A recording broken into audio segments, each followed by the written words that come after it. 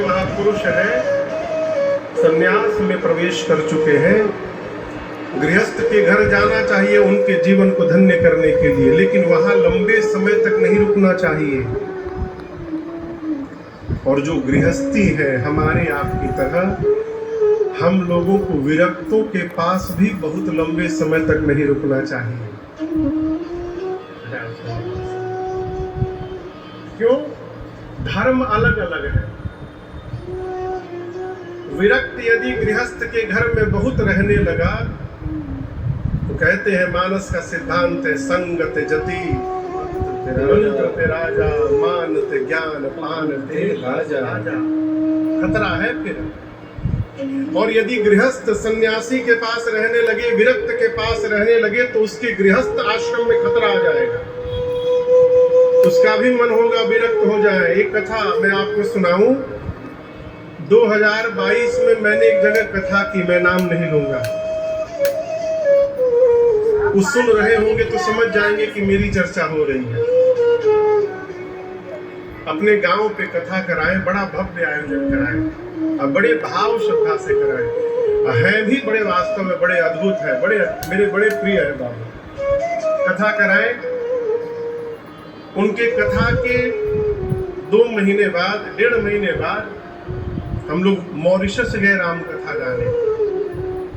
Mauritius से लौटे बंबई, सवेरे सवेरे उतरे थे रात को 1-2 बजे के आसपास बंबई, और फिर 12 घंटे बाद दिन में 1-2 बजे दुबई जाना था राम कथा गाने। वहीं से तो वही एयरपोर्ट के पास एक होटल में जाके सोने चले गए कि 3-4 घंटा सोना है, फिर स्नान ध्यान संध्या करके फिर निकलना है आगे। तो जैसे मैं सोया, न जाने उनको कहां से सूंघ लिए सूचना मिल गई कि हम बंबई आ गए हैं।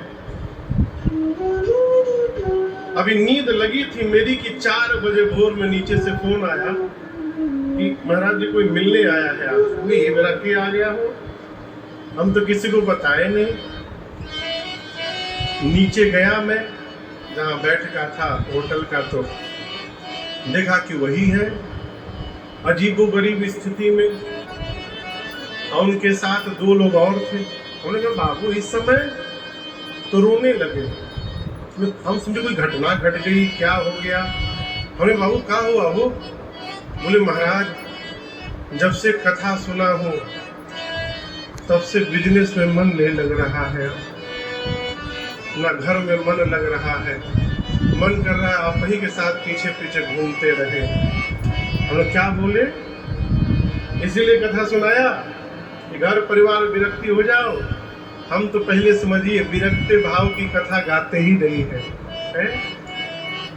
हम तो प्रेम भाव की कथा गाते हैं। अपनों भी भगवान को प्रेम करिए और पूरे परिवार को भगवान में लपेटे रहिए। फिर उनको बहुत समझाया, करीबन 1.5-2 घंटे में उसमें मैं अपनी नींद भूल गया। 1.5-2 घंटे उनको समझाया। कहा घर से कब से निकले हो? बोला महाराज 21 दिन हो गए।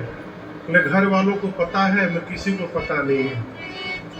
हम तुरंत अभी बगल में एयरपोर्ट है, जहाज पकड़ो इसी समय भागो दिल्ली।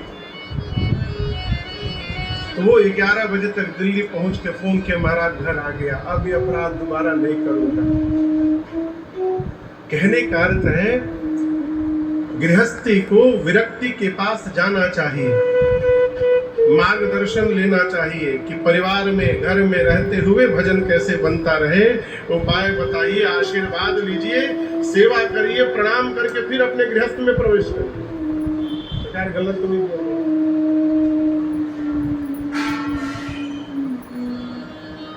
विश्वामित्र जी 6-7 दिन रुकने के बाद श्री चक्रवर्ती दशरथ जी से विदा मांगे। और ये प्रसंग बड़ा अद्भुत है। मांगत विदा रावु अनुरागे, तो महाराज सुतन समेत ठाढ़ में आगे। जैसे विश्वामित्र जी ने ने दशरथ जी से कहा, महाराज अब हमको विदा करिए यहाँ से। श्री चक्रवर्ती जी बच्चों को बुलाएं। कौन बच्चों को?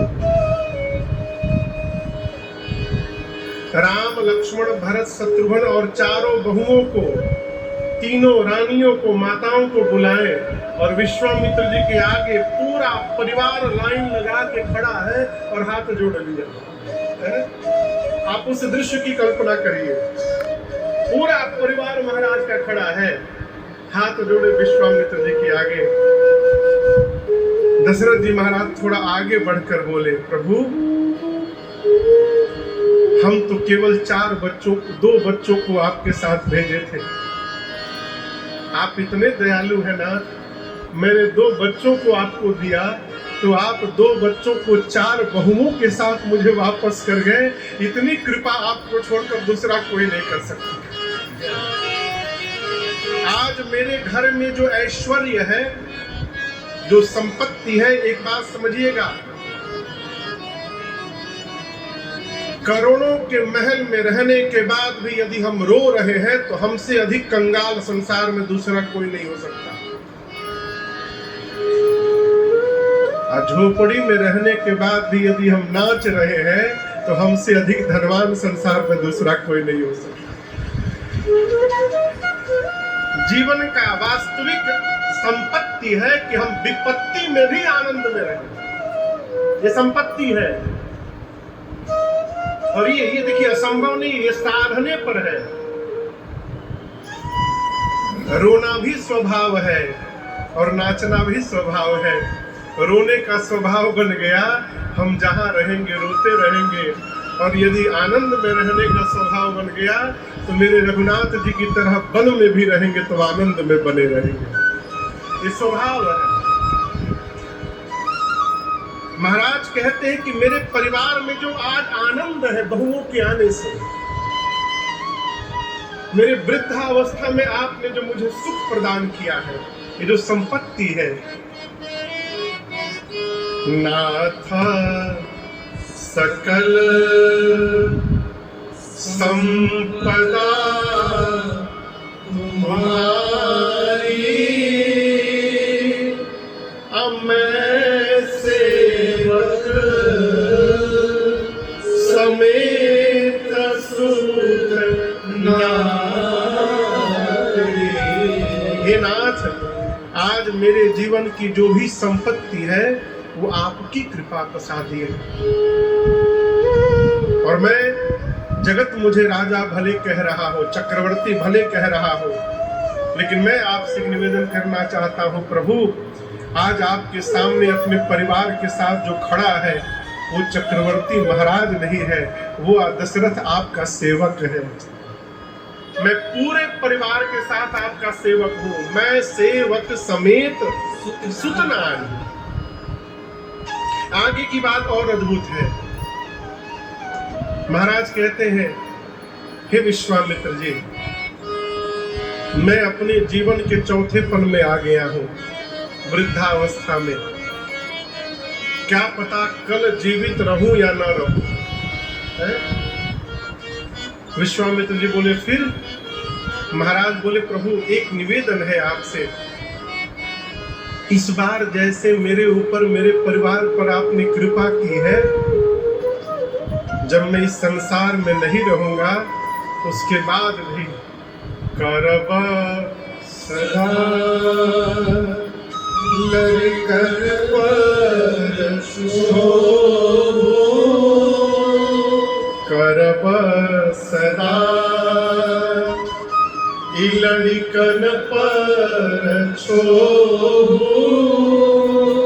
और जब तक मैं जीवित हूँ दर्शन देता